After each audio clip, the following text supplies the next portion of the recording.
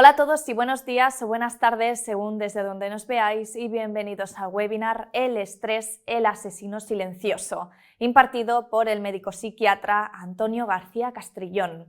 Nosotros trabajamos con la editorial Evimeria y las clases que ofrecemos son de carácter complementario, lo cual significa que no son necesarias para finalizar con vuestros cursos, pero sí que nos parecen contenidos interesantes de compartir con todos vosotros que sois nuestra comunidad.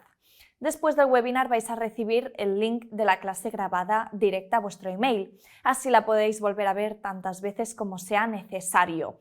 Si durante el webinar os surgen dudas, les podéis mandar un email a vuestras tutoras y ellas van a ayudaros a resolverlas. También os podéis escribir a nosotros.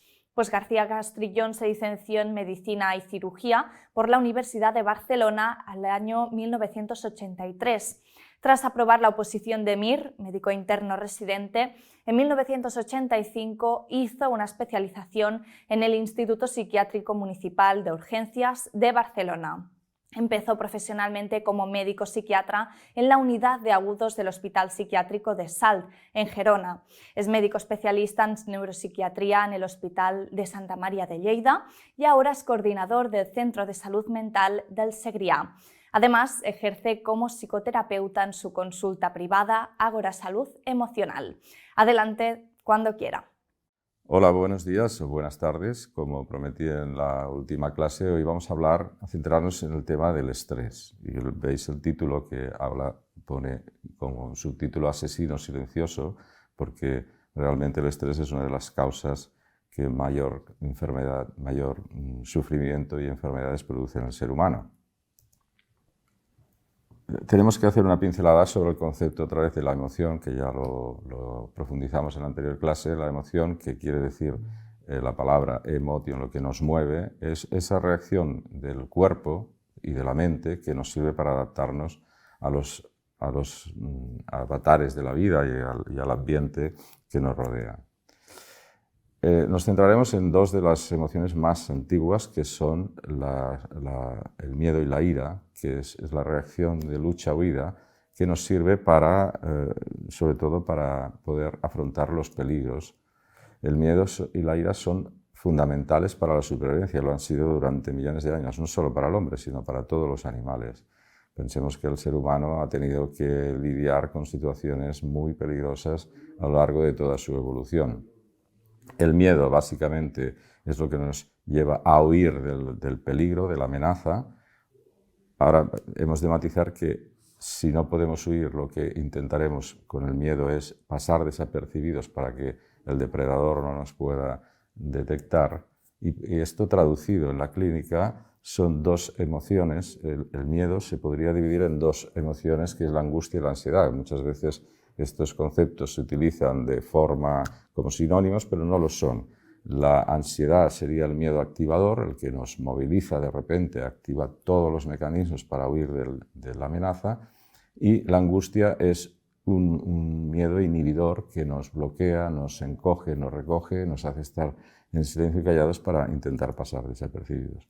Cuando ya no es posible huir ni pasar desapercibido, esto da la vuelta y aparece una reacción que se llama la ira, que es la lucha. Si yo no puedo huir de la amenaza, intentaré apartar la amenaza de mí. Es como esta mujer del Paleolítico que se ve atrapada en una cueva y no puede huir, entonces intenta atacar ella al oso para apartarlo de ahí. Y ya nos centramos en el estrés. El estrés sería una mezcla de estas tres emociones, de la ira, de la angustia y de la ansiedad. El estrés se definió más o menos, fue este investigador, Hans Selye, en los años 30, describió lo que él llamó el síndrome general de adaptación, haciendo experimentos sobre ratas que les sometía a factores estresantes de una manera continuada y veía cómo reaccionaban y observó que realmente producía muchísimas alteraciones e incluso llegaban a morir. El síndrome general de adaptación, que sería el estrés, es la reacción fisiológica del organismo ante cualquier situación que nos percibimos como amenaza. Y subrayo lo de que percibimos como amenaza, porque depende de cómo lo percibimos, genera o no una reacción más o menos intensa de estrés. La palabra viene de un vocablo inglés que es estrés. En física se utiliza para definir la presión que ejerce un cuerpo sobre otro y viene del griego la palabra stringere, que quiere decir provocar tensión. Como decía antes, depende de nuestra percepción. Así, en una misma situación amenazante, una persona se puede ahogar en un vaso de agua y otro, ante una situación muchísimo más estresante, puede mantener perfectamente la calma. Depende de la personalidad de cada individuo. En nuestra vida moderna todos estamos sometidos a un montón de presiones a nivel laboral, en el hogar. Hay mil aspectos que nos generan una tensión permanente. El burnout, que esto quiere decir el síndrome del quemado, que es cuando un profesional mantiene una presión continua durante mucho tiempo, llega a quemarse. Luego definiremos lo que es esto. Y nos centramos en la fisiología del estrés. Para esto hay que hablar del sistema nervioso. El sistema nervioso, a grandes rasgos, lo dividimos en sistema nervioso central y periférico. El central es el cerebro y la médula espinal, de la que parten todos los nervios, y que sería el sistema nervioso periférico. Del periférico hay dos partes. Una que se llama el sistema nervioso periférico voluntario, que es el que envía señales a nuestros músculos para que se contraigan y para que ejerza nuestro cuerpo lo que nosotros le mandamos voluntariamente desde la cabeza. Pero el más importante para hablar del estrés es el sistema nervioso vegetativo, o también llamado autónomo, que se llama autónomo precisamente porque funciona de manera automática, a modo de piloto automático. Y este sistema nervioso autónomo o vegetativo tiene dos componentes. Uno que se llama el sistema nervioso vegetativo parasimpático y el otro es el sistema nervioso vegetativo simpático.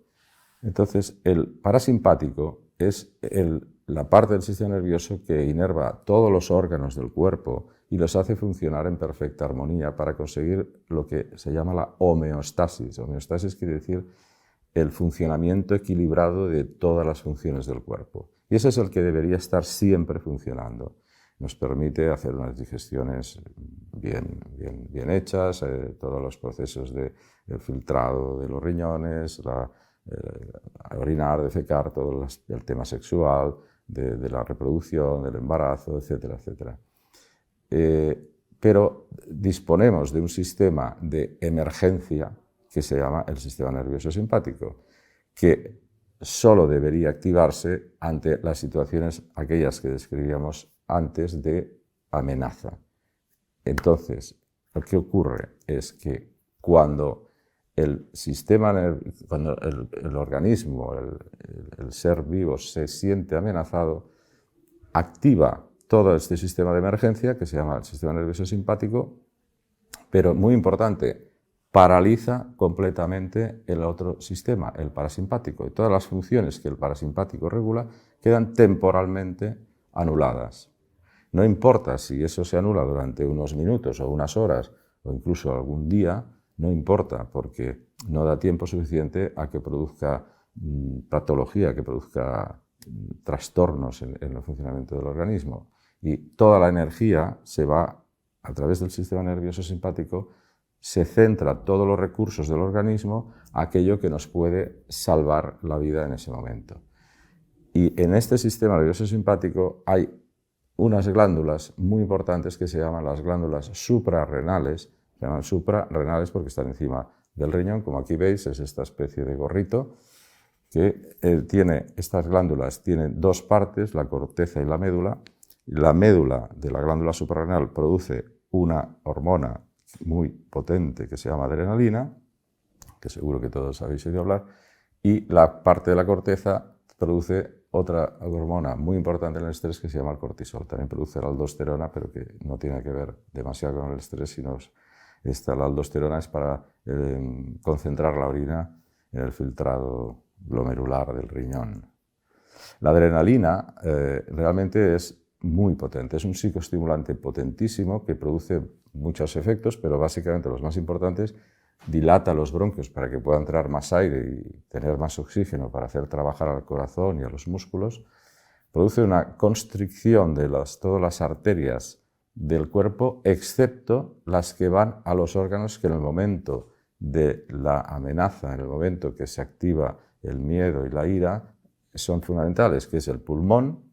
Tiene que ir mucha sangre al pulmón, entra mucho oxígeno, va mucha sangre para que pueda filtrar y hacer entrar mucho oxígeno en nuestro torrente sanguíneo. Al corazón, porque tiene que latir muy fuerte y muy deprisa. Al cerebro, para que el cerebro se centre y active toda su atención en la amenaza, y a los músculos, lógicamente, para empezar a correr o a pelearse. También produce una hipostesis, es decir, disminuye la sensación de dolor. Pero si imaginas que estás luchando con el oso y el oso te araña, no te tienes que enterar porque tienes que seguir luchando. Y eleva mucho el tono muscular para que los músculos reaccionen mucho más rápido. Es tan potente esta droga endógena que llega a crear adicción. Hay gente que realmente es adicta a situaciones de riesgo porque buscan ese doping, ese chute que les da la adrenalina. Y la otra hormona, el cortisol, tiene varias funciones distintas y estas son las más importantes que aquí describo. Una es, aumenta la liberación de azúcar a la sangre, pero el azúcar es como la gasolina que necesitan los músculos para trabajar a tope. Aumenta también en el cerebro la capacidad de memorizar y de prestar atención a la amenaza y a las vías de escape que necesito para librarme. Aumenta la tensión arterial para que la sangre llegue más fácil y rápido. Disminuye la sensibilidad al dolor, como hemos explicado que la adrenalina también hacía. Esto es importante, disminuye los niveles de serotonina en el cerebro. Y la serotonina es un neurotransmisor que está implicado en el estado de ánimo. Luego veremos las consecuencias. Y otra de las cosas fundamentales es que el cortisol disminuye o deprime el sistema inmunológico. ¿Por qué? Porque en el momento de la amenaza toda la energía debe estar dedicada a salvarse y el sistema inmunológico consume muchísima energía. Quiero hacer este matiz. Aquí pongo un poco de miedo a ayuda. Es decir, ¿es siempre malo el estrés? No, ni mucho menos. El estrés incluso es necesario para la vida. Y ya no hablo de la vida del hombre de las cavernas, sino nuestra vida actual. Pero el matiz es que el estrés, esta reacción de activación del sistema nervioso simpático que nos da la capacidad de concentrarnos, de actuar y solo centrarnos en lo que en ese momento nos supone una amenaza, tiene que ser proporcionado, coherente y limitado en el tiempo. Aquí en esta gráfica es interesante ver lo siguiente. Ante una situación de exigencia, como por ejemplo, imaginaos que vais conduciendo por la autopista a 150 km por hora, aparte de la multa, tenéis que tener un cierto nivel de estrés para poderos concentrar, los músculos se tensan, ser rápido en tus reacciones. Si no tuvieras un cierto nivel de estrés, reaccionarías mal y sería más fácil que tuvieras un accidente. Y por otro extremo, si tu nivel de estrés es desproporcionado, exagerado, también tu eficacia disminuye y también es más probable que tengas un accidente. Así, hay que estar en un nivel de estrés óptimo, como se ve aquí en la zona esa de confort. Eso nos lleva al concepto de que el estrés podemos hablar de distrés y de eustrés. El eustrés, eu quiere decir equilibrio, es ese estrés equilibrado, adecuado, proporcionado a la circunstancia. Y el distrés es ese estrés que es inadecuado y desproporcionado, que es el negativo, el que nos empeora nuestra situación. Esta gráfica la hizo el Hans Selye, el que describió el síndrome general de adaptación. Dice, cuando viene la amenaza, ese estado de alarma, se produce toda esta activación del simpático, se mantiene el tiempo que dura la amenaza y luego debería disminuir, desaparecer y volver al estado anterior. Pero sí, que sería la fase de resistencia. Si esto se alarga mucho en el tiempo, en cambio, esto lo que produce es un agotamiento de todo el sistema y el cuerpo pierde esa capacidad para enfrentarse e incluso, como en los experimentos que hacía con las pobres ratitas, llegar a morir. Así el estrés puede matar. Ya sé que la frase suena un poco dura, pero es así. Este libro de Robert Sapolsky, que es un experto mundial en estrés, tiene un título que es muy sugerente. Dice, ¿por qué las cebras no tienen úlcera? Pues es porque lo decía, las cebras están pastando tranquilamente en la sabana, tienen su sistema nervioso parasimpático activado a tope porque están comiendo, digiriendo, tranquilas. Si viene un león, se para el parasimpático, se activa el simpático y la cebra se pone a correr, pero ese estrés le va a durar unos minutos, porque o bien la cebra se ha salvado del león o bien el león se la ha comido, por lo tanto no va a durar días, semanas o meses o años como puede durar en el ser humano. Esta es la idea clave de toda esta charla. La reacción al estrés prolongada va destruyendo lentamente tu salud. Y entonces, si mantenemos esa reacción activada, el simpático activado todos los días, semanas, meses, empiezan las enfermedades llamadas psicosomáticas. Dolores de cabeza, sobre todo, como sabéis que el parasimpático, una de sus funciones básicas es el tema de la digestión, de todo el tubo digestivo, pues empieza a haber trastornos digestivos. Si está paralizado el parasimpático, la comida no avanza, se acumula, fermenta, produce gases. Si la sangre que tenía que estar funcionando en el sistema digestivo se va a los músculos, cerebro, corazón y pulmón, se queda con poca sangre, con lo que la mucosa del tubo digestivo se vuelve mucho más vulnerable a tener úlceras, llagas, divertículos, apendicitis, etcétera, todo esto. Y esto acaba con, al mantener bajos los niveles de serotonina, como hemos dicho, con el cortisol, al cabo del tiempo se acaba con un estado de fatiga, de cansancio físico y psíquico. De una persona que lleva mucho tiempo estresada en el trabajo, se siente cansada, incluso sin haberse movido de la silla, como si hubiera estado corriendo 2 maratones cada día. Y esto en clínica psiquiátrica es lo que nosotros llamamos distimia o el SAD quiere decir síndrome ansioso depresivo. Es como un continuo que va, empezamos con la ansiedad, la preocupación, la ansiedad, el estrés, y eso va bajando los niveles de serotonina al cerebro y va generando lentamente, va apareciendo una depresión, que se llamaría depresión reactiva o distimia. La experiencia que hemos pasado todos del COVID, de estos ya 2 años de COVID, ha sido realmente aparte de la epidemia vírica, ha sido una terrible epidemia de estrés, porque hemos vivido 2 años con miedo, con incertidumbre, un bombardeo de noticias en los medios de comunicación, sobre todo la gente mayor que lo entiende menos y tiene más temor, ha sido un tsunami. Desgraciadamente está documentado que han aumentado muchísimo las patologías mentales y desgraciadamente el índice de suicidios en estos 2 años. Yo creo que no se ha hecho demasiado bien la gestión de la pandemia porque no se ha tenido en cuenta este factor. Cuando hablamos del estrés, de los trastornos físicos, hemos de hablar de una cosa de una patología que está bastante de moda, entre comillas, en estos últimos años, que es la fibromialgia. La fibromialgia, que realmente la diagnostican los reumatólogos, pero es una enfermedad psicosomática. Cuando la gente mantiene tensión muscular elevada durante muchísimo tiempo, acaba con dolorimiento generalizado y la fatiga que comentábamos. Sabéis que es fibromialgia, que quiere decir dolor de músculos y fibras, y fatiga crónica.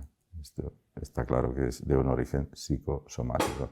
¿Y por qué mantenemos niveles de estrés tan elevados y tanto tiempo los seres humanos? Porque tenemos este lóbulo prefrontal, que es una especie de realidad virtual. En este lóbulo prefrontal nosotros imaginamos siempre futuros y tenemos la mala tendencia a imaginar siempre futuros negativos, con lo cual vivimos amenazas virtuales y al cerebro le da igual si es un tigre real o estás pensando en que te van a echar de la casa porque no puedes pagar la hipoteca. El cerebro reacciona exactamente igual, porque son mecanismos muy ancestrales. Claro, ¿qué tiene que ver una amenaza de un desahucio a que tengas que activar tu corazón, tus músculos para huir, cuando realmente de qué vas a huir?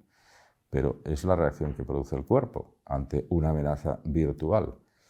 Por eso este filósofo, Michel de Montaigne, dijo esta frase que lo resume, dice: mi vida ha estado llena de terribles desgracias, la mayoría de las cuales jamás sucedieron. Y eso, si pensáis en vuestras vidas, realmente veréis que la inmensa mayoría de las situaciones en las que hemos estado preocupados por algo que nos parecía una amenaza, no ha sido así. Entonces, ¿cómo se combate el estrés? Pues es interesantísimo entender que, igual que la mente te puede destruir, la mente te puede sanar. Hay que sanar el cuerpo a través de la mente. La mente puede generar emociones tremendas y destruir tu salud, o al revés, la mente te puede generar un estado de salud. Y hay muchas experiencias o evidencias científicas. Por ejemplo, lo que se llama la psico-neuro-inmunoendocrinología, que describieron estos dos científicos, Adler y Cohen, en los años 70, lo resumo muy rápido. Lo que hacían era, cogían unas ratitas, les inyectaban una sustancia que deprime el sistema inmunológico y a la vez les daban de beber agua azucarada. Y con el tiempo dejaban de inyectar la sustancia que deprimía el sistema inmunológico y solo les daban el agua azucarada. Y solo con el agua azucarada, la mente de las ratitas ya había asociado la inmunosupresión y solo con el agua azucarada les bajaba el sistema inmunológico y enfermaban. Entonces ellos intentaron describir toda la relación tan intensa que hay entre el sistema inmunológico, el sistema nervioso, las emociones y el sistema hormonal. Otra evidencia científica de hace unas pocas décadas es lo que se llama la epigenética. Antes se pensaba que cuando tú heredabas un gen patológico de una enfermedad, pues estabas condenado e inevitablemente desarrollabas esa enfermedad, pero se ha visto que no, que los genes, tú puedes heredar un gen patológico, pero que se active o no se active depende de circunstancias ambientales, pero se llama epigenética. Epi quiere decir encima de la genética. ¿Y cuáles las circunstancias que más pueden activar los genes patológicos? El estrés. El estrés, mantenido en el tiempo, puede activar genes que estaban dormidos. Por ejemplo, hay una enfermedad que se llama la psoriasis. Es una enfermedad de la piel. La piel y el sistema nervioso están muy bien relacionados, muy conectados, que está clarísimo, lo vemos en clínica, que en periodos de estrés prolongados aparece la psoriasis. Cuando desaparece el estrés, desaparece la psoriasis. Porque el estrés ese activa el gen que ha heredado esa persona de la psoriasis. O el efecto placebo y nocebo también nos dice cómo la mente puede influir. El placebo, ya sabéis que son sustancias que no tienen ningún efecto farmacológico, puede ser de harina, de azúcar, lo que sea, pero cuando lo dan al paciente, si él cree que esa sustancia le puede mejorar, mejora. Esto es tan importante como que en los estudios que tienen que hacer las farmacéuticas para sacar un fármaco al mercado, es obligado a hacer lo que se llama el estudio doble ciego con placebo, que quiere decir que cogen dos grupos de pacientes voluntarios, a unos les dan el fármaco real, a los otros les dan el placebo. Ellos no lo saben. Y fijaros que por ejemplo, esta gráfica, esto que hay aquí es un antiparasitario. Y mirad la gráfica de la derecha, el cubo de color granate, que representa un 36% de los pacientes mejoran de su enfermedad de parásitos con placebo. Imaginaros.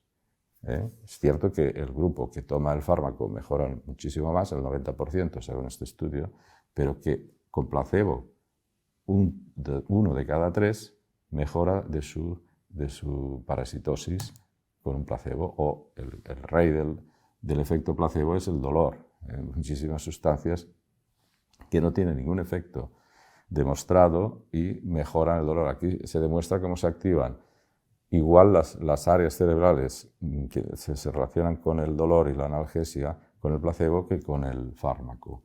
O todas las técnicas de curanderos y rituales, todo esto funcionan, sí, funcionan en un porcentaje nada despreciable. ¿Y es por qué? Porque el que va convencido, eso ejerce un efecto placebo. Y el efecto contrario es el nocebo, que es un poco justo el reverso. Si yo tomo algo o me hacen alguna ritual como el vudú, y yo creo en el vudú, que alguien me ha hecho vudú en un ritual, yo empiezo a enfermar, porque me lo creo y mi mente me hace enfermar. O, por ejemplo, aquí recuerdo yo un caso de una paciente que me vino explicándome los efectos secundarios que le producía el fármaco que yo le había prescrito. Y a mí me extrañó mucho, le dije que me trajera el prospecto, y cuando me trajo el prospecto nos dimos cuenta que se había equivocado y había leído el prospecto de un fármaco de su marido, pero ella experimentó los efectos secundarios del fármaco que tomaba su marido. Y era real, no se lo inventaba, ¿eh? Entonces, la medicina occidental tiene una visión del organismo como una cosa pasiva, es decir, que la enfermedad es algo que nos viene de fuera y nosotros no tenemos nada que ver. Y es cierto que la medicina occidental ha producido grandísimos avances en tecnologías, en farmacología, y esto no es nada desdeñable, por supuesto ha mejorado mucho la esperanza de vida, pero tiende a ser mecanicista. Es un poco como que si tú estás enfermo es como si el coche se estropea, lo tienes que llevar al mecánico que te lo arregle. Pues si tú estás enfermo tienes que llevar tu cuerpo al médico que te lo arregle, que te lo cure, con las intervenciones quirúrgicas, etc. Eso está muy bien, pero hay una parte un poco más oscura, que es lo que es la medicina sintomática. El paciente viene, te explica un síntoma y tenemos una batería de recursos farmacológicos anti todo. Si tienes fiebre, tenemos antitérmicos, si tienes dolor, analgésicos, si tienes diarrea, antidiarreicos, si tienes náuseas, antieméticos, si tienes dolor, inflamación, etc. Y vale, para un momento determinado puede estar bien, pero lo que no podemos es, sin más, escuchar el síntoma y dar el fármaco. Por ejemplo, con el dolor hay una verdadera epidemia de adicciones a opiáceos. Se dan a cualquier persona, hasta hay clínicas del dolor que dan opiáceos y esto ha generado problemas porque en Estados Unidos hay un 30% de pacientes que consumen opiáceos para el dolor que se han hecho adictos. O el bombardeo de la publicidad, que incitan a que uses fármacos anti algo. Si tú tienes una lesión porque eres corredor o deportista, no te preocupes, te tomas el antiinflamatorio y sigue corriendo. O que tienes gripe, pues nada, tómate el Frenadol o lo que sea, que te anula todos los síntomas. Pero claro, es que estos síntomas, esto es como si el coche empieza a sacar lucecitas por averías y te vas al mecánico y te las apaga y ya está. Te dice, mira, ya no hay lucecitas, vete para casa. ¿Qué pasará? El coche al final se estropeará. Este esquema, por ejemplo, es ante una herida se produce esta reacción que es la inflamación, que es el cuerpo cómo intenta reparar el destrozo que ha hecho la herida, combatir a los microorganismos que están entrando por la herida, y eso es fundamental. Si yo entonces doy un antiinflamatorio, estoy anulando todos esos procesos. O la fiebre, que la gente lo suele creer que la fiebre es una enfermedad que con un antitérmico se cura. No, la fiebre es la reacción del cuerpo. La fiebre, el cuerpo en la evolución ha inventado la fiebre porque elevando 2 o 3 grados la temperatura del cuerpo, los virus y las bacterias se achicharran y en cambio el sistema inmunológico a esa temperatura funciona muchísimo mejor.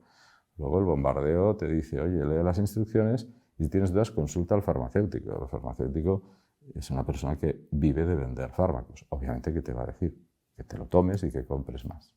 Y a nivel psicológico también hay esta tendencia. Cualquier persona que va a su médico de cabecera o al psiquiatra porque está sufriendo por una circunstancia personal, se le anestesia su sufrimiento con el antidepresivo de turno.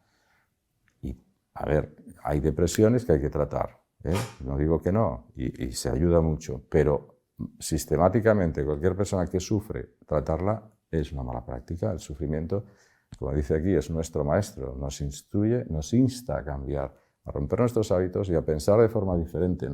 El sufrimiento, igual que la fiebre ataca la infección o la inflamación, pues el sufrimiento es lo que nos mueve para que nosotros cambiemos nuestras circunstancias, hagamos algún cambio en nuestra vida, no que nos lo anestesien.